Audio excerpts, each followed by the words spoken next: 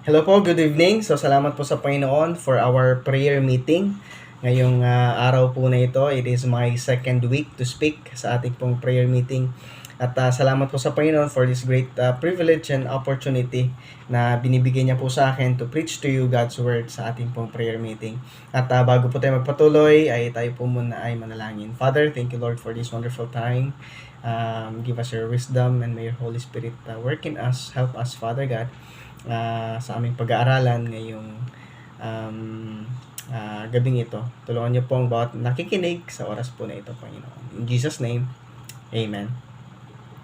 Meron pong isang couple, ayan, bagong mag-asawa lang po ito. Ngayon, dahil bagong mag-asawa po sila po ay lumipat sa isang bagong tahanan, bagong apartment. Ngayon, dahil nakatira po sila sa isang apartment, meron po silang mga katabi, may mga kapitbahay din sila na nakikita.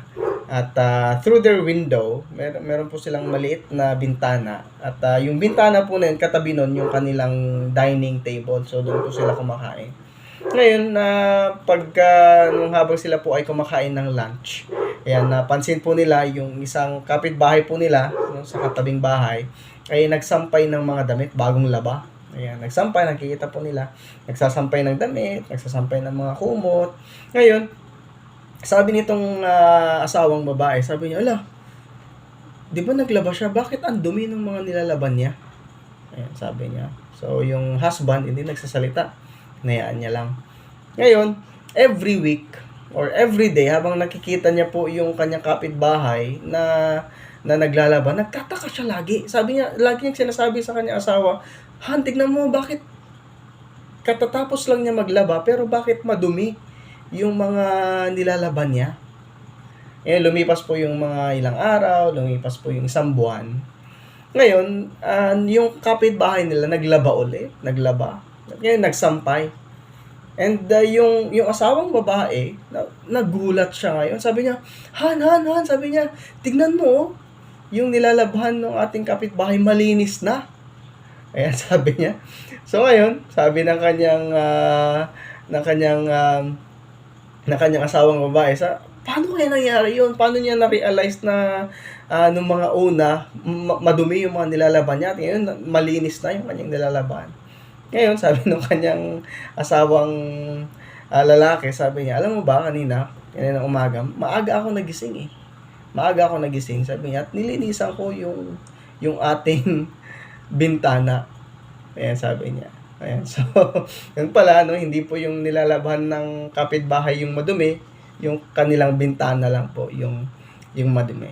And then, it is a reminder na galing din po sa salita ng Panginoon. Sa Matthew chapter 7, verse 3. Sabi po ng salita ng Panginoon, why do you look at the speck that is in your brother's eye, but do not notice the log that is in your own eye? Ayan. So, sabi po ng salita ng Panginoon, bakit napapansin mo yung muta ng yung kapatid, pero yung sayo na sobrang laki, sabi po ng Biblia, hindi mo napapansin.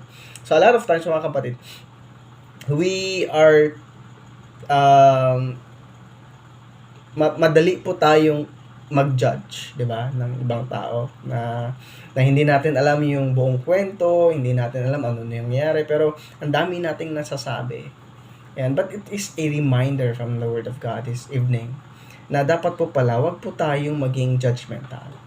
Ayan. Because it is also what the Bible has said. It is also what Jesus has said. Kaya ang makikita po natin, there are two lessons na makikita po natin from the story. Number one, be careful of judging others. So po tayong mag-judge basta-basta. And we need to be careful. Ayan. Na hindi lahat ng nakikita natin minsan ay tama. Unless, tanungin natin. At in-explore talaga natin kung ano yung nangyayari. Kaya sabi po sa Matthew 7, 1-5, kompletuhin po natin. Ayan, do not judge so that you will not be judged. Sabi po ng Panginoong Yesus, for in the way you judge, you will be judged, and by your standard of measure, it will be measured to you. Ayan, sabi ng salita ng Panginoon, sabi ng Panginoon mismo, huwag kang manghuhusga. Kasi baka ikaw husgaan din. Ayan. And verse 3, why do you look at the speck in your brother's eye, but do not notice the log that is in your own eye? And binasa po natin kanina. Or how can you say to your brother, let me take the speck out of your eye, and behold, the log is in your own eye?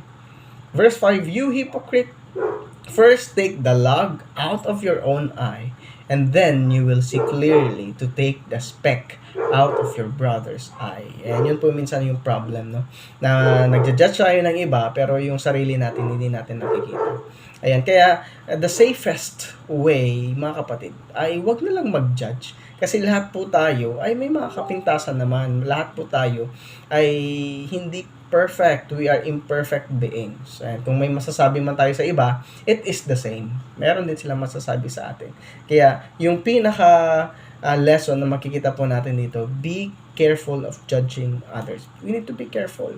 And ang pinaka-safest, wag na lang mag-judge ng iba. And pangalawa po, don't fall into the comparison trap. Ayan. Na wag po tayong laging nagko-compare din. Ayan, buti pa sila, ganito. Ay, sila ganyan, no? Tayo, buti pa tayo, ganito. No, we should not compare others with ourselves. Ayan, sabi sa Galatians 6:4, but each one must examine his own work, and then he will have reason for boasting in regard to himself alone, and not in regard to another. Ayan. So, wag po tayong mag-compare sa ibang tao. Mag-focus lang tayo sa kung ano yung ginagawa natin. And let's just be happy with our blessings. Let's just be happy with our own belongings. Let's us be happy with our own wealth. Ayan, hindi natin kailangan mag-compare. Ayan, lahat po tayo may kakaibang may differences tayo na which is beautiful. Hindi po tayo ginawang magkakamukha ng Panginoon. Kasi imagine niyo po, paano po pag ginawa tayong magkakamukha lahat ng Panginoon? 'Di ba? So wala nang hindi na po maganda yung mundo natin kapag gano'n, 'di ba? But God made us different. Ayan. And then ang kailangan lang po natin, we don't need to compare ourselves to others. Kasi po, ayan, kapag nagko-compare po tayo, sabi nga po ni Theodore Roosevelt, sabi niya, comparison is the thief of joy. Kung gusto niyo po mawala yung joy niyo, kung gusto niyo mawala yung happiness niyo, sige, mag-compare lang kayo na mag-compare. Diba? Pero kung gusto natin manatili yung joy, manatili yung peace sa ating mga puso, we need to stop comparing ourselves to others. Ayan. Iba sila, iba din tayo. They have their own blessings, and we also have our own blessings. Ayan. So, nawa po, na paalalahanan po tayo ng salita po ng Panginoon, and be careful not to judge, and then wag tayong mag-compare sa iba.